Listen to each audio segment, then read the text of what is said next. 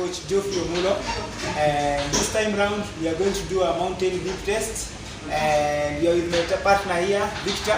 This is Victor, and he's going to tell you more about mountain leap test. Yeah, so today I want to discuss something about leap test with you, and just after a while we are going to take you through the hill leap test. The other time we did a flat surface leap test, and this time is something a bit kind of different. The third video we are going to also show you something kind of different.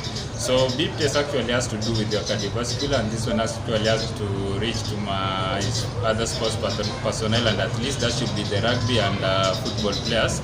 A number of times maybe you have gone into the field and then you want to play soccer, but then you realize that you're only good maybe for the first half or the first few minutes into the game you are okay, but then after the 15 minutes or so your cardiovascular strength starts going down, your energy starts going down, and then you ain't performing as well as you expected.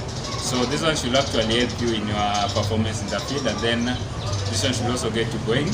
One thing you also have to note about leap test, you have to ensure your consistency, and then you also have to ensure that you have a constant speed whenever you are running up and down that mountain, or whenever you are using a flat surface. Ensure you have a distance of up to 20 meters or 30 meters to be extreme, and after that ensure your speed is constant, and then ensure consistency in the training. You can take this training up to 4 times or 3 times in a week, and it should be different from the regular training you take with your coach or together with the team.